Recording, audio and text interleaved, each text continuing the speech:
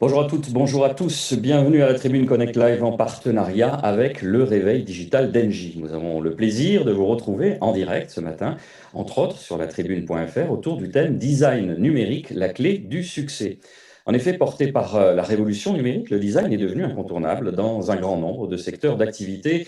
Il a depuis longtemps franchi les limites de son domaine d'expression traditionnel, celui de l'objet esthétique ou industriel, pour gagner de nombreux secteurs et s'imposer comme une nouvelle façon de construire des produits et des services innovants centrés sur le point de vue du client, voire comme une démarche créative de recherche de solutions. On vous propose donc un tour d'horizon avec nos 5 intervenants. Voici dans un ordre arbitraire Christophe Temple, bonjour. Vous êtes directeur exécutif du design au cabinet de conseil Frog. Bonjour Loris. Romain Petit, bonjour. Vous êtes directeur du design chez NG Digital. Bonjour à tous. Guillaume Claus, bonjour. Vous êtes game designer chez Ubisoft Montréal, 3h30 du matin chez vous, ça doit un peu piquer. Bonjour, tout va bien, merci. Et enfin, Rachel Donat, bonjour. Vous êtes enseignante et coordinatrice à l'école de l'image Gobelin. Tout à fait, bonjour. Nous avons le grand plaisir d'être accompagnés ce matin, comme souvent, par l'écrivain, membre de l'Académie française, ambassadeur de l'Institut Pasteur, Éric Orsena. Bonjour.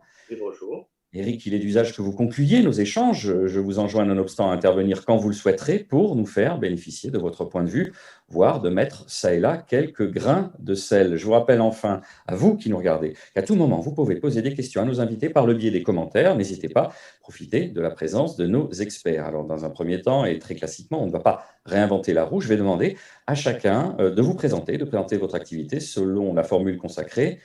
En quelques mots. On commence avec vous, Christophe. Vous êtes directeur exécutif du cabinet de conseil Frog, chargé du design. Bonjour à tous, effectivement. Donc ma mission, en quelques mots, c'est d'accompagner nos clients dans des démarches d'innovation et de transformation par le design. Romain Petit, alors pour vous, c'est un petit peu plus complexe. On se dit NJ, digital, il y a un truc qui ne connecte pas forcément, mais vous allez nous expliquer, on va tout de suite se dire, ah ben oui, évidemment. Oui, effectivement, on peut dire que le design est un métier relativement nouveau chez Engie. On a, pour ainsi dire, démarré d'une feuille blanche au moment de la création d'Engie Digital. Donc, c'était en 2016. Et donc, juste un mot sur Engie Digital. On peut dire que c'est l'éditeur de logiciels internes du groupe Engie, tout simplement. Très bien, Guillaume Claus. Est-ce qu'on a encore besoin de présenter Ubisoft? Mais oui, j'imagine, pour celles et ceux qui n'ont pas encore le plaisir de jouer aux jeux vidéo. Racontez-nous un petit peu Ubisoft Montréal, qui est un lieu important. Oui, absolument. Donc, moi, je suis game designer à Ubisoft. Ubisoft, c'est un grand éditeur et créateur de jeux vidéo qui existe depuis une trentaine d'années, qui est un des plus grands du monde. Et à Ubisoft Montréal, précisément, se trouve son plus grand studio de production de jeux. Donc ici, on a 4500 personnes sous un même toit qui travaillent ensemble sur différentes productions. Et donc, mon rôle à moi est de créer des règles de ces jeux vidéo-là. Parfait. Rachel, Donna, je rappelle, vous êtes enseignante et coordinatrice à l'école de l'image Gobelin, école prestigieuse s'il en est. Ça évoque beaucoup de choses, alors notamment l'animation, et alors le design aussi. Oui, on est principalement connu pour le cinéma d'animation, mais l'école a comme baseline l'école de l'image. Et donc, entre autres filières de l'image, on a une filière design interactif, design numérique. Et je suis enseignante et coordinatrice au sein de cette filière-là. On aura le loisir d'en parler. On va commencer avec les bases, Christophe Temple. Juste avant de prendre l'antenne, on échangeait avec Éric Orsena. Alors, avec Éric, on va jouer le rôle de ceux qui ne connaissent pas grand-chose, un peu des béotiens, à qui il faudra expliquer lentement, de façon assez didactique. On a peut-être, nous, une vision, je l'ai dit dans l'introduction, un peu traditionnelle du design. Vous allez rapidement nous brosser un petit peu l'évolution et en particulier se focaliser sur ce fameux design numérique. On vous écoute, Christophe. Oui, merci Boris, merci, bonjour à tous. Alors, comment est-ce qu'on peut définir le design? Je dirais qu'une des façons les plus simples d'expliquer mon métier, c'est d'améliorer le quotidien des gens en imaginant de nouveaux produits, de nouveaux services, de nouvelles interfaces numériques qui nous permettent à tous de faire les choses qu'on doit faire de façon plus agréable et plus facile. Donc, ça veut dire qu'on marie souvent le fond et la forme. Un designer apprécie quand un objet est esthétiquement plaisant et surtout qu'il rend bien sa fonction. On peut parler aussi de fonction et d'émotion. C'était le maître mot, l'émotion du fondateur de Frog Design dans les années 70-80, en disant qu'on doit se connecter émotionnellement avec les objets de notre quotidien.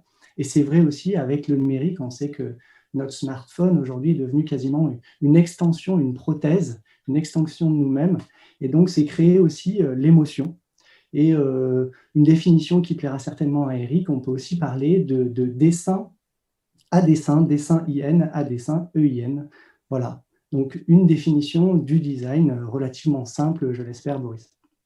Alors, le design, Eric, donc, chez Frog, vous donnez des cours d'orthographe parce que dessin et dessin, je ne sais pas combien de Français qui font la différence entre les deux. Donc, Alors, écoutez, je vais signer avec vous un très, très gros contrat avec l'Académie française, qui est extrêmement riche, comme vous savez. Merci, Eric. Je pense que je pourrais bénéficier de vos conseils. Malheureusement, je suis meilleur à dessiner qu'à écrire. Donc, peut-être que si vous me relisez, je ferai des progrès. Très bien, ça va être réciproque.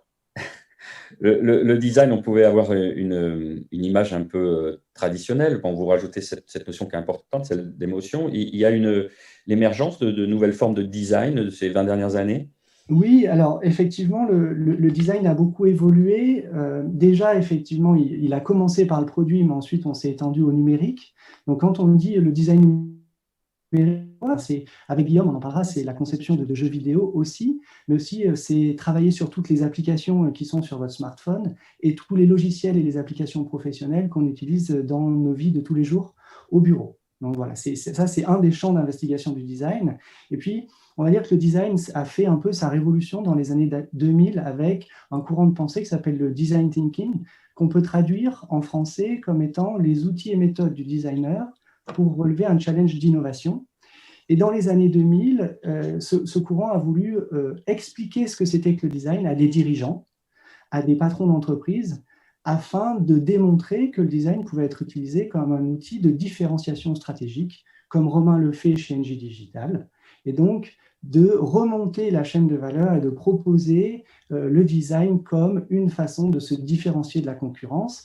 Et avec cette pensée design thinking, on a vraiment vu une explosion du design, notamment parce que le design s'est démocratisé. Et si on le résume un peu dans sa définition des années 2000, le design des années 2000, c'est une démarche qui est très centrée sur l'utilisateur final. Donc, on va repenser toute notre réflexion et toute la démarche autour et avec les utilisateurs.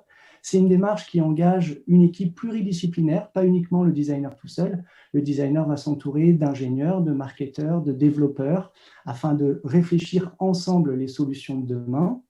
C'est une démarche qu'on appelle aussi agile et itérative, c'est-à-dire qu'on va utiliser des techniques de prototypage rapide pour très rapidement rendre visibles et rendre concrets nos idées. Et puis, ces idées, on va les soumettre aux utilisateurs et petit à petit, ils vont nous donner des retours. Et on ne cherche pas à avoir toute la vérité en une seule fois, mais on cherche à la découvrir en cheminant de façon itérative aux côtés de nos utilisateurs. Et voilà, ça, c'est un peu la nouvelle définition. Et cette définition-là fait qu'on peut travailler sur des domaines extrêmement différents.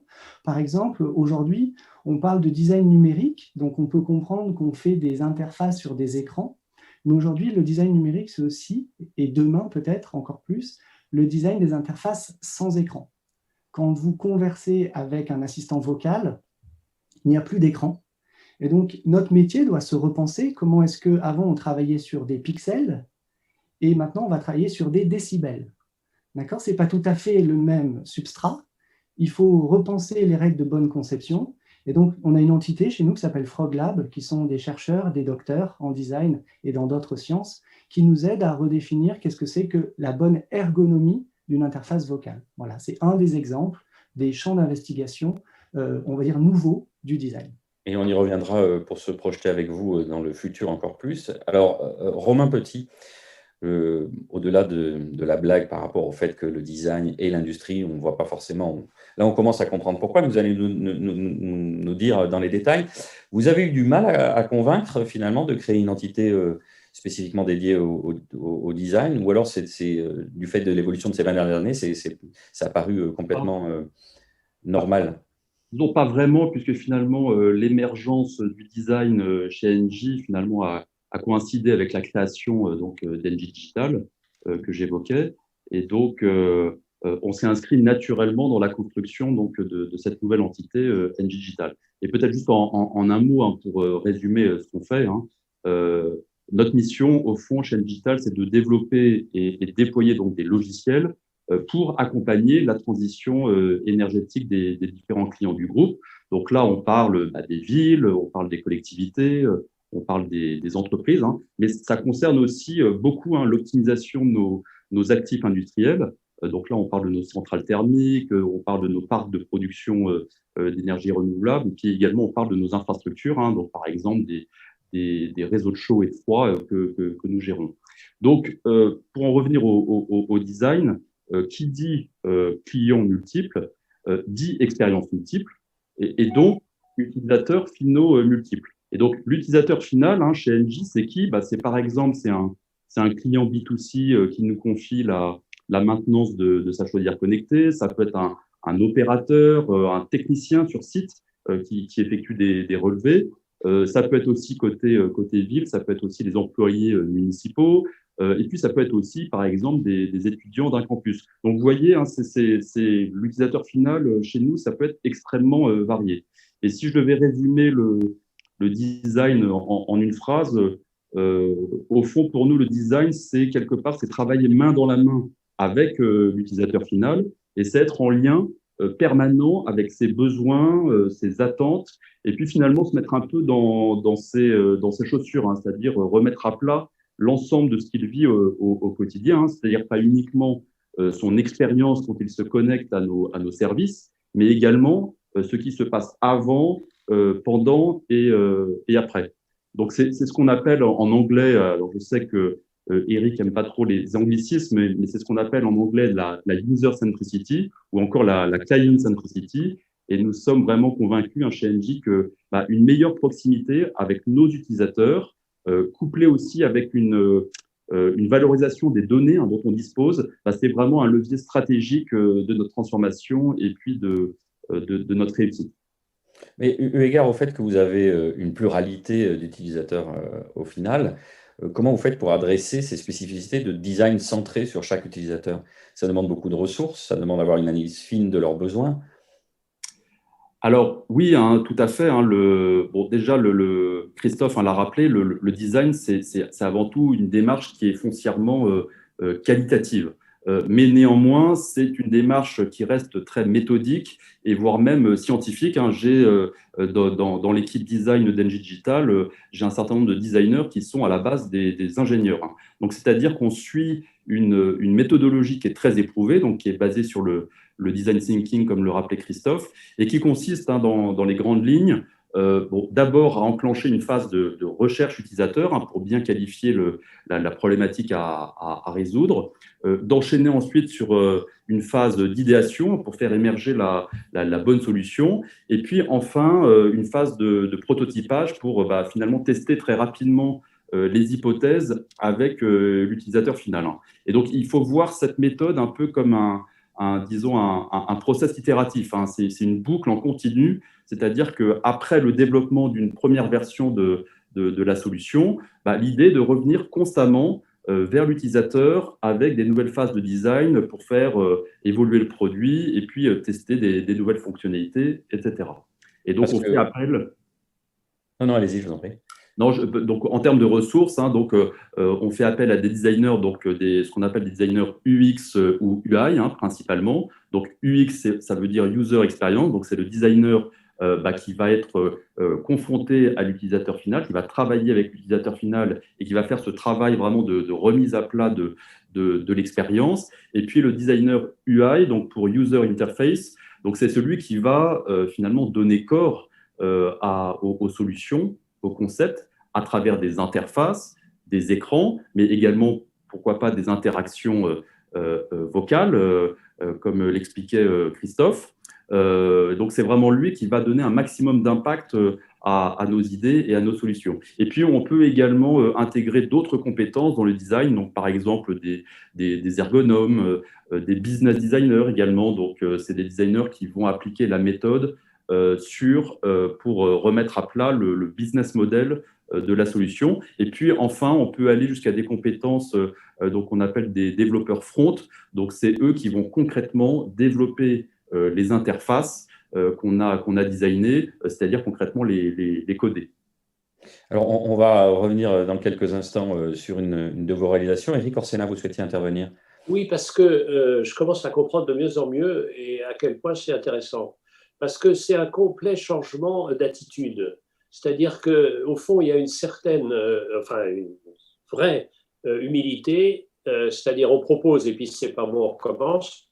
Et puis il y a l'élément comme ça interactif. Et moi, ça me frappe beaucoup parce que j'ai vécu exactement la même chose en tant qu'écrivain. Je ne comprenais pas les questions qu'on posait en français à mes enfants en classe de 6e. Donc, c'était un design nul. Et donc, ils étaient nuls en grammaire. Je me suis dit, est-ce que je gueule ou est-ce que je fais un petit conte? Donc, j'ai écrit un petit conte qui s'appelle « La grammaire est une chanson douce ». J'ai été dans 5 classes et j'ai fait lire au CM2 et en 6e. Et tous, ils m'ont dit, sur la première version, c'est encore plus chiant qu'à l'école. Et j'ai absolument tout réécrit. Donc, il y a détermination, humilité et interactif. Et surtout, retour d'expérience utilisateur, et vous avez affiné.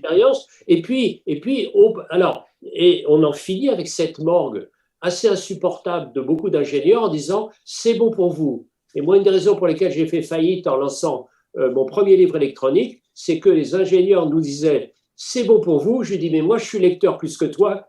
Il dit « ça ne fait rien, mais toi, tu n'es pas ingénieur ». Oui, mais ça, c'est des très bons exemples, puisqu'on voit que de ce point de vue-là, les retours d'expérience et l'humilité sont revenus au centre du nouveau design numérique. On va parler jeux vidéo avec vous, Guillaume. On reviendra tout à l'heure, Romain, sur un exemple très concret que vous avez mis en place chez NJ Digital. Jeux vidéo, alors par essence, évidemment, là, on se dit, on est totalement dans le sujet. Par essence, vous êtes des créateurs d'interfaces optimisées pour l'utilisateur. Oui, complètement.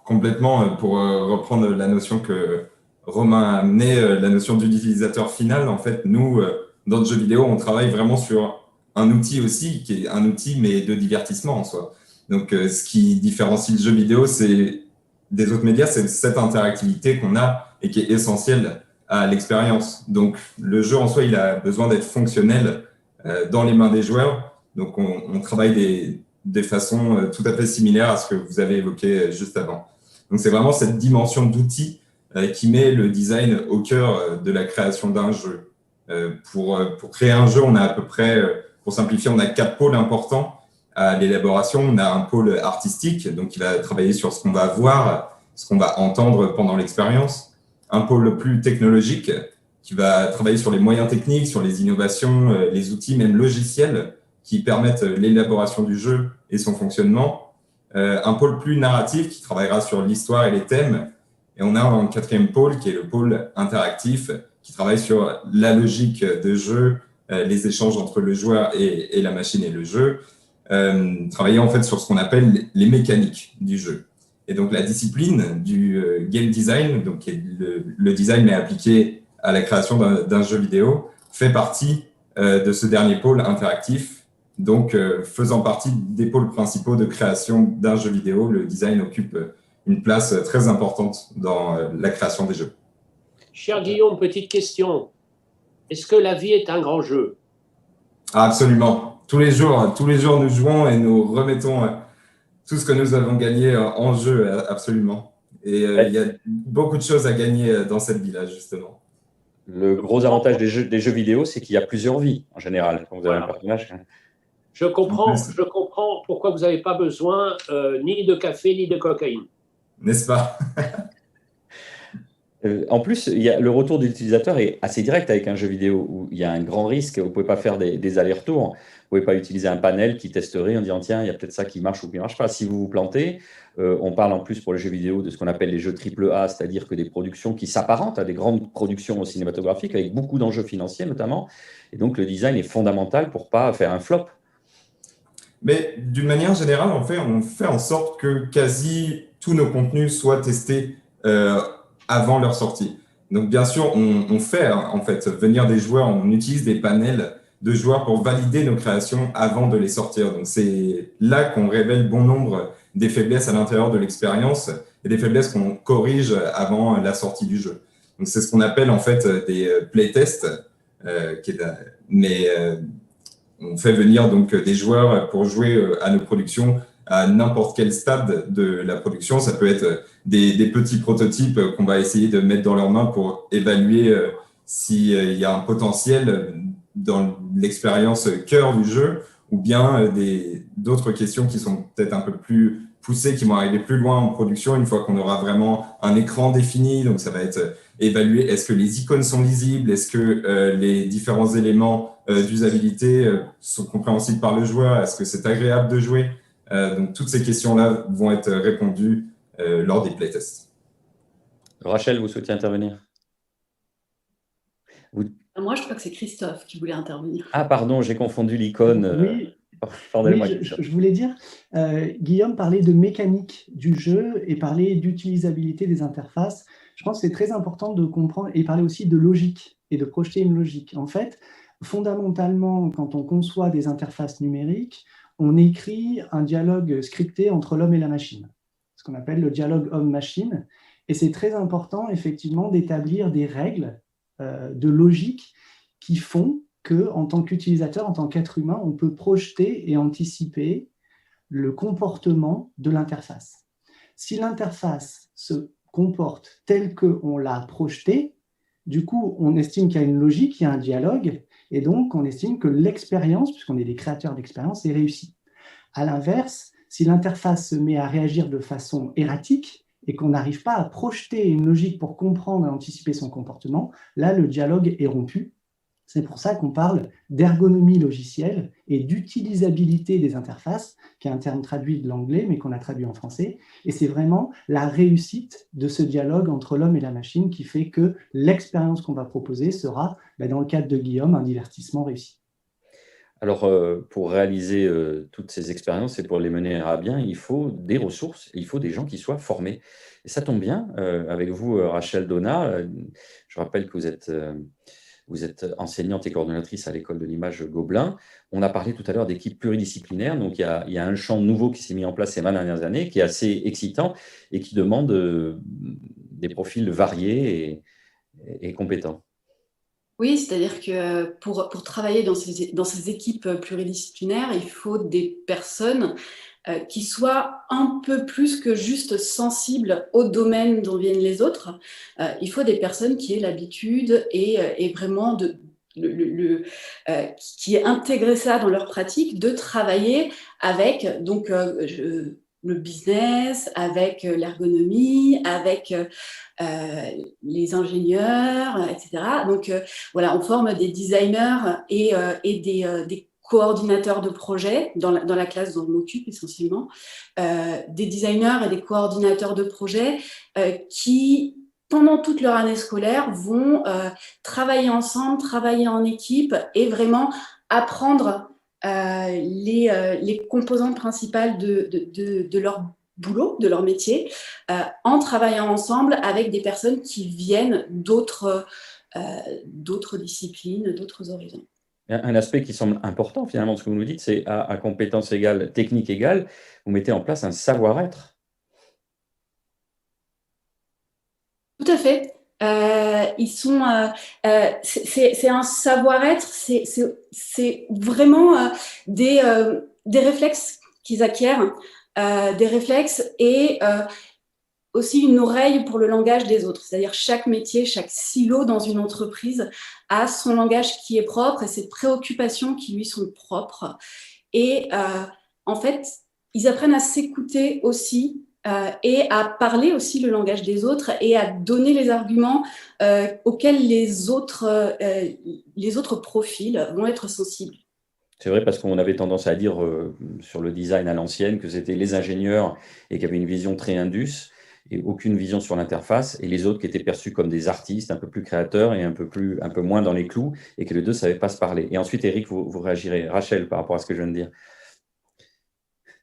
Oui, alors c'est plus subtil que ça, et de nos jours, dans les écoles d'ingénieurs, il y a des notions de design qui sont enseignées, et c'est vrai que les ingénieurs vieille école vont avoir du mal à discuter avec les designers vieille école vont avoir du mal à discuter avec les ingénieurs, mais les jeunes et les moins jeunes qui sont formés aujourd'hui intègrent ça dans leur formation un peu plus. Et donc, quand on les voit arriver, nous, dans la formation dont je m'occupe, c'est un bac+5. Donc, en général, c'est un petit peu la fin des études et ils ont déjà commencé leurs études bien avant, etc. Ils sont déjà dans un univers métier, ils sont déjà dans une industrie, etc. Ils ont déjà travaillé, fait des alternances, des stages, voilà. Donc, ils sont déjà bien mûrs là-dessus et ils ont déjà bien commencé ce processus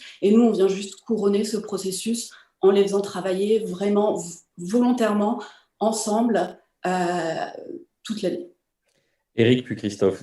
Éric Orsena. Et ça me rappelle l'expérience que j'ai eue en présidant l'École nationale supérieure du paysage à Versailles, où on faisait venir des gens qui venaient de brevets, mais aussi des ingénieurs, mais aussi des profs de philosophie. Et ils étaient ensemble, c'est-à-dire qu'il n'y avait pas de hiérarchie entre les disciplines.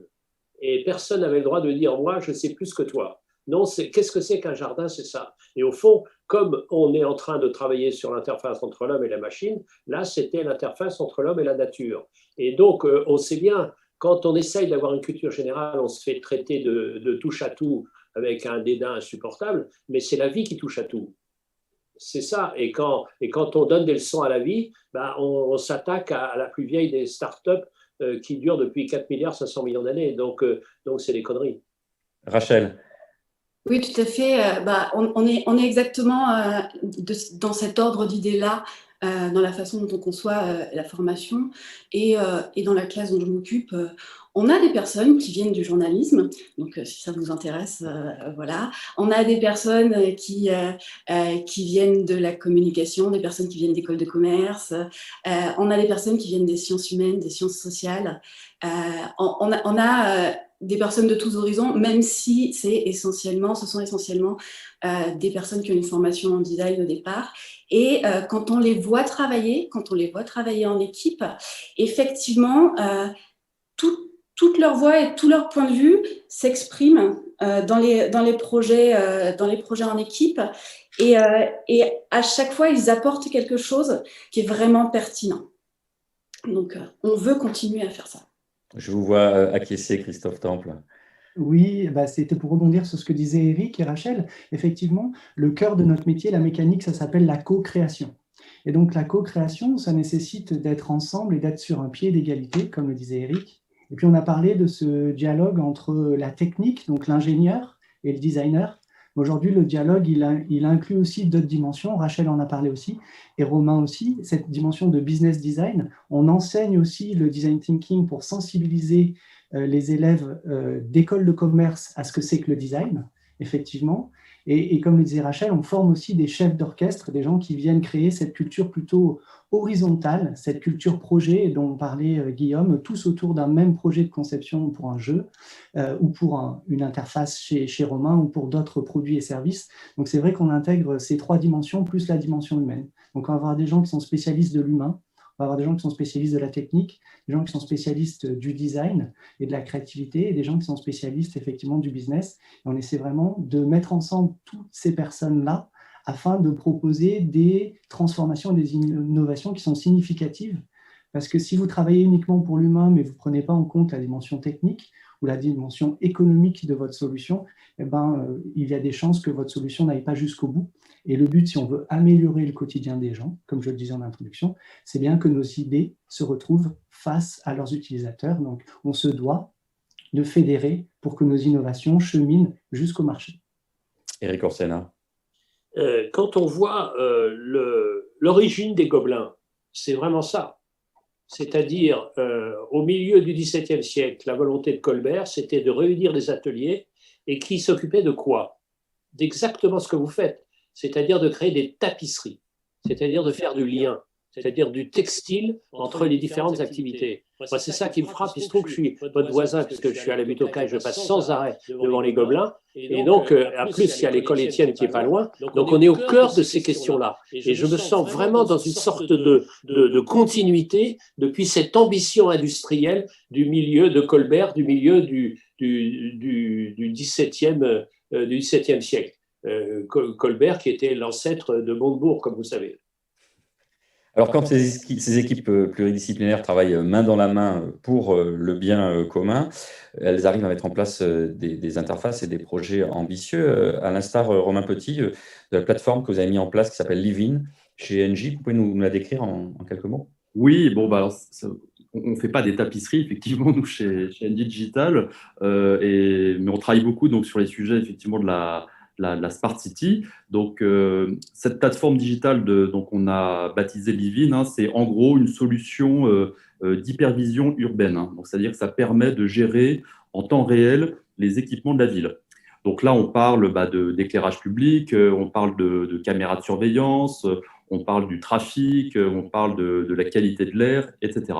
Et donc, ces solutions de pilotage, hein, et puis également de valorisation des données récoltées, on ne les invente pas tout seul dans notre coin, mais on le fait, donc, comme l'évoquait Christophe, on le fait dans une approche de co-construction avec le client. Donc, par exemple, on travaille beaucoup ces derniers temps avec la métropole d'Angers. Donc, qu'est-ce que ça veut dire concrètement? Ça veut dire que nos équipes de designers, ils organisent des sessions d'immersion au sein des services de la métropole d'Angers.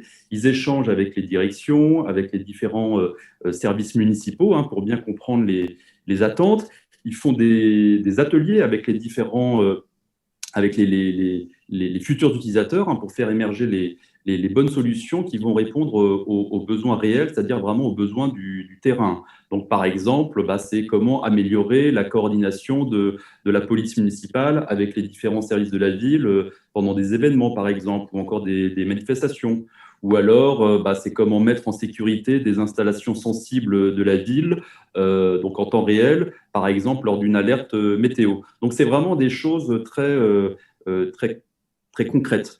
Et puis, c'est un travail aussi qui nous amène finalement à cartographier toutes les interactions qu'il peut y avoir entre ces différents acteurs de la ville, et donc de pouvoir proposer finalement une expérience globale à l'ensemble des acteurs. Et je crois que cette vision un peu intégrée des choses, c'est aussi une grande vertu du design. C'est un travail de longue haleine, un travail, disons, qualitatif, mais qui nous assure quelque part que les services numériques qu'on va proposer vont être en parfaite adéquation avec les attentes du terrain. Le pire dans le digital étant évidemment de livrer une solution dont les utilisateurs ne vont pas se servir. Donc, le design permet quelque part d'éviter cet écueil. Alors là, on a des questions des internautes. On a Audrey qui pose la question suivante. Comment faites-vous le lien ou la réconciliation avec les objectifs marketing qui ne sont pas toujours les mêmes que ceux de l'UX? Peut-être Christophe là-dessus? Alors, si on veut être provocateur, un des penseurs du design qui avait un poste à responsabilité dans une école a dit « Le marketing est mort, vive le design ». Donc ça, c'est pour la provoque. Ensuite, si on est un peu plus conciliant, c'est tout l'intérêt de travailler dans une équipe pluridisciplinaire.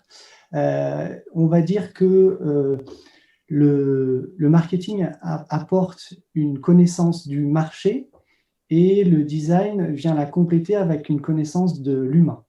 Et donc, aujourd'hui, on n'est pas tous des consommateurs, on est des consommateurs, mais on est aussi des êtres humains. Et donc, je pense que la réussite, c'est dans le mariage entre cette vision et cette conscience du marché, donc du potentiel économique, mais aussi la compréhension des motivations profondes de tous les êtres humains qui composent ce marché. Rachel Donat. Oui, alors pour compléter, c'est en fait, il y a une notion qui est intéressante à ajouter à ça, c'est la notion de maturité design des entreprises. Toutes les entreprises sont à un degré différent de maturité design, même en fonction des projets, etc. Dans les degrés les plus bas, on va dire que le design va être au service d'autres objectifs, que ce soit des objectifs qui viennent de la technique ou qui viennent du marketing ou peu importe. Et dans les degrés, dans les échelons les plus élevés, ça va être on va plutôt prioriser le design, les utilisateurs, etc. Et effectivement, comme le disait Christophe, les autres domaines, les autres préoccupations vont contribuer à faire plaisir à notre utilisateur. Avant de revenir avec Guillaume Claus, j'ai une question des internautes. À Amaury Lamarche, on parle beaucoup d'interface audio-visuelle, donc un outil de communication homme-machine. Est-ce que la résultante du design numérique passe forcément par la mise à disposition d'interfaces? Alors ça semble être quand même au cœur de la discussion, mais alors je crois que c'est encore pour vous, Christophe. Oui, effectivement. Le design travaille sur les interfaces. Je pense que c'est une bonne définition. Et par contre, c'est vrai que la nature des interfaces est devenue extrêmement variée, puisque Romain en parlait à travers Living et la Smart City. À un moment, il y a aussi ce qu'on appelle le design de service. Romain parlait d'imaginer des services. Et le service, c'est chorégraphier les interactions entre un utilisateur et différentes interfaces, pas qu'une seule. Donc, il faut imaginer qu'on va travailler plutôt sur une chorégraphie ou une partition avec plein d'instruments différents. Ces instruments étant différentes interfaces. Donc, on peut parler, par exemple, de réalité digitale, physique et digitale. Et aujourd'hui, le designer travaille sur toutes les interfaces et aussi sur le mariage entre les interfaces physiques et digitales. Quand on a été confiné en mars de l'année dernière et jusqu'à aujourd'hui, notre vie, notre quotidien a énormément évolué, on s'est rendu compte que certains lieux physiques dans lesquels on se rendait ont réussi à basculer leurs services dans une continuité numérique qu'on appelle sans couture, de façon relativement facile et gracieuse, et parfois pas si bien que ça. D'accord ? Donc, le designer de service, lui, s'intéresse effectivement au parcours client, à la chorégraphie et à la résonance entre les différentes interfaces. Et ça, c'est très important pour nous. Donc, effectivement, le numérique est au cœur du sujet, mais on va bien au-delà et on travaille aussi sur la chorégraphie de tout ce parcours-là. Romain Petit, vous souhaitez réagir ? Oui, est-ce que je peux partager une anecdote personnelle ? Donc, je m'éloigne complètement de d'Engie, mais donc c'était hier ou avant-hier, donc mon fils aîné, donc il a 9 ans, qui était en train de réviser une leçon d'histoire, et puis il cherchait la date de naissance de Vercingétorix. Et donc je l'ai observé demander le plus naturellement du monde à notre assistant vocal, qui lui a immédiatement donné la réponse. Donc ça m'a vraiment interloqué à plusieurs titres.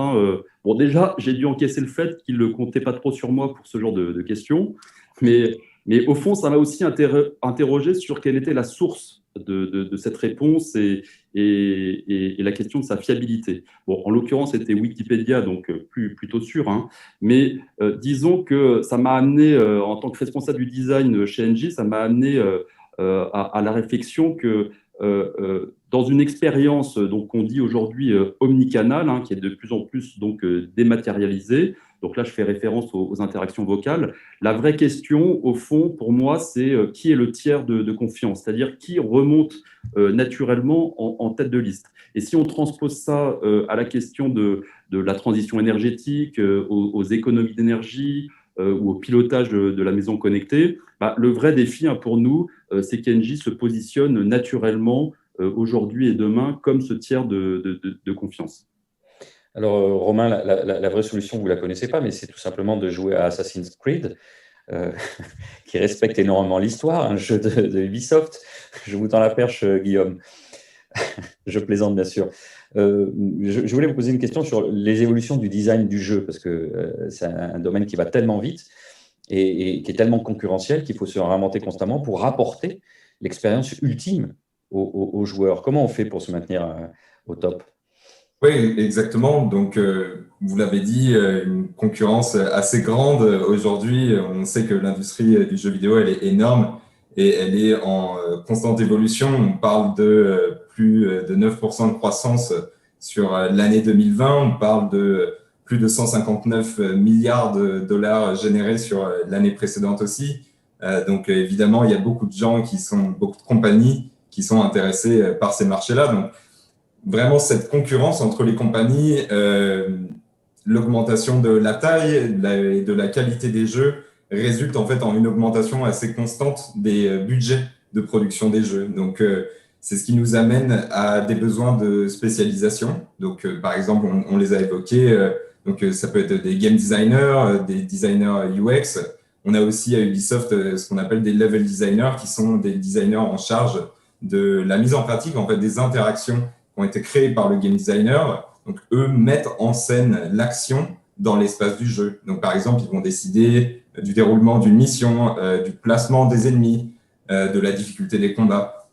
On voit aussi d'autres rôles, des rôles un peu hybrides qui font le lien en fait entre différents pôles de création. Donc, on l'a évoqué, les UI designers qui créent des éléments visuels, des écrans du jeu. Donc, ça peut être des icônes, des messages. En vrai, ils sont chargés d'établir un langage visuel qui est clair et plaisant pour le joueur. On voit vraiment cette émergence de différents métiers. On peut aussi parler, par exemple, des designers narratifs qui sont en charge d'éléments narratifs du design. Donc, créer des interactions qui sont dédiées à enrichir la narration d'un jeu vidéo. Donc, ça par exemple, Eric Orsena pourrait être designer narratif. Ah, complètement. Ça nous ferait plaisir, d'ailleurs. Très bien. Bah, écoutez, on va en discuter. Je suis plus cher que vous ne pensez, mais on peut se mettre d'accord. Exactement. Mais passez par la formation de Rachel et puis on se reparle ensuite. Ah, évidemment, ben, on est tout près, donc voilà, c'est possible. Ça veut dire que d'ailleurs, il y a des anciens de la formation de Rachel qui bossent pour Ubisoft, j'imagine. Ah oui, certainement. Les écoles françaises sont assez bien reconnues, je dirais, dans l'industrie en général. Et parmi celles-ci, bien sûr, il y a les Gobelins. Comment on fait en sorte que ce ne soit pas quelque chose qui est fait de briques et de brocs, où on rapièce des choses, parce que vous l'avez dit, on coordonne énormément de corps de métiers, il y a le level designer, il y a le spécialiste de l'interface. Comment on fait pour qu'au final, on n'ait pas la créature de Frankenstein, mais quelque chose de fluide? En fait, ça passe bien sûr par énormément de communication et de coordination. La notion de co-création, c'est quelque chose qui est vraiment cœur à un jeu vidéo parce que justement, chacun des différents pôles de métier a une importance fondamentale sur l'expérience, et particulièrement dans un jeu vidéo, parce qu'un jeu vidéo répond à un besoin qui est pas tout à fait primaire, qui est un besoin de divertissement. Donc, il y a beaucoup plus de difficultés, je dirais, à attirer les joueurs et à les garder à l'intérieur de nos expériences que lorsque un objet, par exemple, répond à un besoin essentiel. Donc, c'est vraiment communiquer une vision et faire en sorte que cette vision et l'équipe évoluent et gardent un cap qui est commun et qui est connu de tous pour créer une expérience cohérente. Merci à tous les quatre d'avoir répondu à nos questions. Je me tourne vers vous, Eric Orsena. Alors, est-ce que le design, et plus spécifiquement le design numérique, vous a inspiré? Quelques réflexions d'un académicien. En fait, je me rendais compte que j'étais en plein dedans. J'étais en plein dedans parce qu'il y a la proximité avec les Gobelins, je vous dis, qui me fascine depuis toujours. Mais il y a aussi une autre expérience qui m'a fasciné parce qu'il se trouve que, ayant été conseiller culturel du président François Mitterrand au moment des grands projets, j'ai travaillé avec beaucoup d'architectes. Et j'ai travaillé avec beaucoup de designers, puisqu'il y avait au début la création de l'école Saint-Savin, d'une part. Et j'ai parlé beaucoup avec ces gens-là de la création industrielle, ce même mot de création industrielle. Et donc, je me rappelais, parce que c'est eux qui me l'ont appris, ce que c'était que le Bauhaus en 1919 en Allemagne, avec Gropius, avec Mies van der Rohe, avec tous ces gens-là. Pourquoi? Parce que c'était exactement l'interaction entre l'art et l'industrie, ce qui a toujours existé. L'histoire de la peinture, c'est évidemment quand il y a les nouvelles techniques de peinture, on s'en va de la fresque, on a des toiles, etc., ça développe évidemment la création. Donc, il y avait cet élément-là. Donc, je relis, vous voyez, ce design, parce qu'on a toujours l'impression que ce qu'on vit est nouveau. Mais en fait, on est dans la continuité. Donc, la part de la continuité est plus forte en général que la part de la rupture. Et on a inventé un machin qui s'appelle disruptif, mais moi, je suis très, très sourcilleux pour savoir ce qui est vraiment disruptif. Ça, c'est la première chose. La deuxième chose qui me fascine, c'est qu'en discutant très régulièrement avec Yves Le Gélard, qui est membre du COMEX d'Engie en charge de ces questions, je vois à quel point s'étend le langage.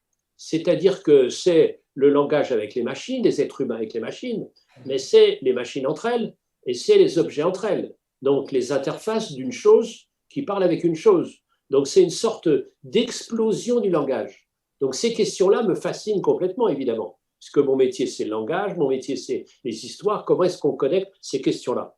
Et dernière question qui m'intéresse énormément, et ça c'est une question clé, c'est quelle est la part de l'humain?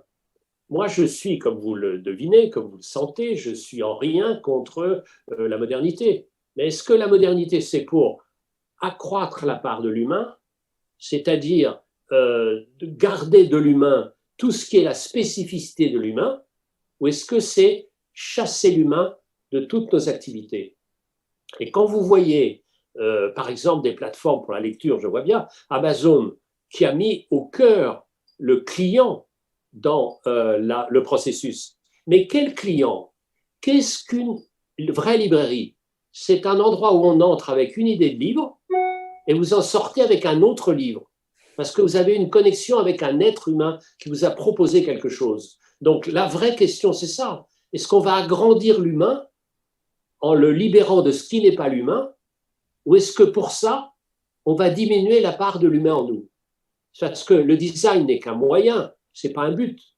Le but, c'est être, pour reprendre un jeu de mots de Rimbaud, jeu est un autre, jeu, J-E-U aussi. Est-ce que le jeu, c'est pour accroître la diversité des jeux J-E, ou est-ce que c'est pour les appauvrir? Voilà. Oh ben, on va faire réagir quand même nos experts là-dessus. Qui souhaite réagir rapidement? C'est fait pour ça. C'est fait pour ça, cher Boris. Moi, je veux bien. Merci, Eric. Moi, je pense que le design, c'est une pratique éminemment humaniste. Donc, pour moi, la réponse, elle est catégorique. C'est pour augmenter l'humain et son potentiel et pour faire en sorte de le révéler et de nous rendre encore plus uniques en proposant à la fois des expériences qui sont gratifiantes pour nous, parce qu'on a tous le droit à des expériences qui sont gratifiantes. Et je pense que, Eric, l'expérience d'achat d'un livre sur Amazon et l'expérience de dialogue avec un libraire dans une librairie n'est pas la même. Et on parle bien d'expérience, là, pas uniquement de finalité transactionnelle. Et c'est bien ça qui compte. Et aujourd'hui, on cherche tous des expériences qui sont enrichissantes et mémorables. Donc, je pense qu'en tant qu'être humain, c'est ce qu'on veut. Et c'est ce que le designer oppose comme réponse en proposant des expériences qui soient enrichies et mémorables. Et aussi parce que, pour moi, effectivement, le numérique, comme le reste, est un moyen d'augmenter l'humain. Donc, s'il faut retenir une chose, c'est on est là pour proposer un humain augmenté et non pas diminué, comme le proposait Eric dans sa critique. Je crois vraiment que notre but, c'est de révéler et d'augmenter le potentiel de l'homme. En tout cas, c'est pour ça que moi, je me lève tous les matins pour aller au travail. Rachel. Oui, donc il y a la notion d'adoption, c'est-à-dire un utilisateur n'adoptera un service automatisé que s'il est mieux disant par rapport à un humain. Donc, si on aime se faire conseiller des livres par des êtres humains dans une librairie, eh bien, on va continuer à se faire conseiller des livres par des êtres humains dans des librairies et on n'adoptera pas les systèmes automatisés. Honnêtement, les recommandations d'Amazon, j'en reçois plein. Il n'y en a aucune qui m'intéresse. Donc, pour l'instant, on n'en est pas encore là. Et tant qu'on préférera l'humain, ben, toutes les tentatives d'automatisation de ce service-là sont un peu vouées à l'échec. Voilà. Alors justement, on a une dernière question très rapidement d'un ou d'une internaute. Est-ce que l'intelligence artificielle va avoir une incidence sur le design, ou autrement, comment vous voyez l'évolution des comportements humains face au développement de l'intelligence artificielle? Vous avez partiellement répondu. Les suggestions d'Amazon correspondent absolument pas à ce que vous aurez donné à un libraire dans la vraie vie. Romain Petit, vous souhaitiez réagir par rapport à l'IA? Oui, en fait, je voulais réagir sur la question précédente. Moi, j'ai une vision assez finalement pragmatique du design. Tout à l'heure, j'évoquais donc mon fils de 9 ans qui interagissait avec un assistant vocal.